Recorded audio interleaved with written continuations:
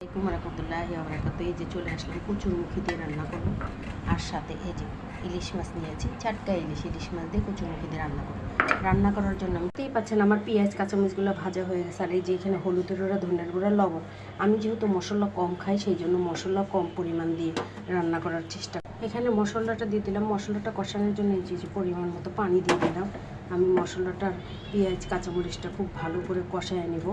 মশলা যত কষানো হবে খাবারের টেস্টটা তত ভালো। দেখতেই পাচ্ছেন আমি মশলাটা খুবই ভালো করে কষায় নিয়েছি।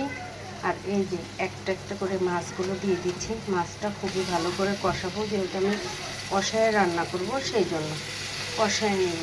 আর অল্প পরিমাণে এই যে বাটিতে অল্প পরিমাণ পানি দিয়ে দেবো। মাছটা যেন খুবই ভালোভাবে কষানো হয়।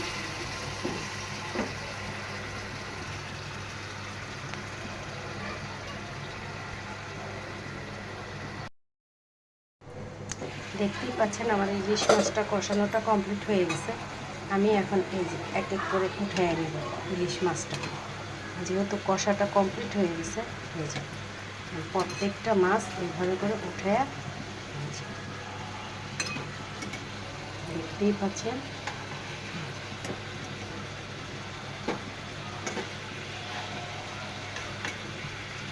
মাছটা আমার ওঠানো কমপ্লিট হয়ে গেছে। এই যেখানে আমি কচুরমুখীগুলো এখন দিয়ে দিব।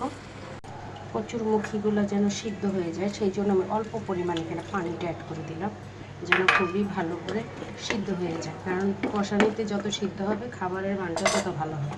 আমি ঢেকে দিলাম। দেখতেই পাচ্ছেন আমার কচুটা এই যে খুব ভালো করে কষানো হয়ে গেছে, কষানোতে সিদ্ধও হয়ে গেছে। আমি এই যে এই বাটিতে এক বাটি পরিমাণ একটু ঝোল দিয়ে দিব। তারপরে যদি একটু ঝোল লাগে আমি আর একটু ঝোল দিব, কারণ যেহেতু কচুতে একটু ঝোল খেতে পছন্দ। এখানে ঝোল লাগে নাই। আমি এখন এই যে মাছগুলো দিয়ে দিব। যেহেতু আমি কষায় নিয়েছি মাছটা সেই জন্য। আমাদের বাসায় না ভাজা মাছের চেয়ে কষানো মাছটা খেতে সবাই পছন্দ করে। ভাজা জিনিস, তেল জাতীয় জিনিসগুলো কেউ খেতে চায় না। আচ্ছা, এখন ঢাকনা দিয়ে ঢেকে দিচ্ছি। যে আমি ঢাকনা দিয়ে একটু ঢেকে দেব।